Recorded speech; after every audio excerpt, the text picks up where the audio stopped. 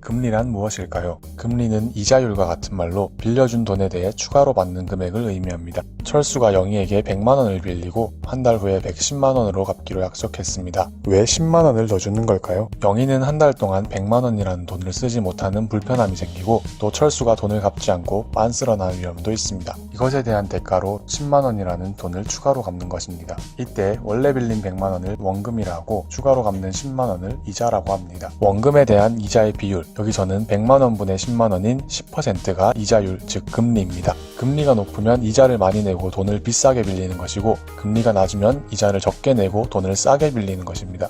돈을 빌리는 것은 다르게 보면 이자만큼의 돈을 주고 돈을 산다는 개념으로도 볼 수 있습니다. 돈으로 돈을 사는 것이죠. 이때 지불하는 이자는 빌리는, 즉 사는 돈에 대한 가격이라고 볼 수 있겠죠. 그래서 금리는 돈의 가격이라고 할 수 있습니다. 이렇게 금리는 돈을 빌리고 빌려줄 때 생기는 것입니다. 금리는 누가 누구에게 돈을 빌려주느냐에 따라 여러 종류로 나뉩니다. 그 중에서 한국은행이 다른 일반은행에게 돈을 빌려줄 때 적용하는 기준금리가 있습니다. 기준금리는 말 그대로 우리나라 모든 금리의 기준이 되는 영향력이 아주 강한 금리입니다. 우리는 돈이 필요하면 은행에 가서 돈을 빌립니다. 그런데 은행도 돈이 필요해질 때가 있습니다. 이때 은행들은 한국은행에서 돈을 빌려옵니다. 한국은행은 우리나라에 돈을 찍어내는 곳으로 돈의 유통량을 결정할 수 있는 곳입니다. 이런 한국은행에서 시중은행에게 돈을 빌려줄 때 기준금리를 낮게 정하면 은행들은 돈을 싸게 빌려올 수 있고 그만큼 우리 같은 개인이나 기업에게도 싸게 돈을 빌려줄 수 있겠죠. 돈을 싸게 빌릴 수 있게 되면 사람들은 돈을 쉽게 구할 수 있게 되므로 투자나 소비를 많이 하게 됩니다. 그러면 시중에 돈이 많이 돌게 되어 경제가 활발해지고 투자를 하는 사람들이 늘어나니까 주식, 부동산 등의 투자 상품의 가격이 올라갑니다. 사람들의 소비도 늘어나고 물가도 상승합니다. 반대로 기준금리를 높게 정하면 은행들은 돈을 비싸게 빌려오고 그만큼 우리 같은 개인이나 기업에게도 비싸게 돈을 빌려줄 수밖에 없으므로 사람들이 돈을 쉽게 구할 수 없게 됩니다. 그러면 시중에 돈이 돌지 않게 되어 경제가 침체될 수 있고 투자 상품의 가격과 물가는 내려갈 수 있습니다. 이렇게 기준금리는 온 나라의 경제에 영향을 끼칠 수 있는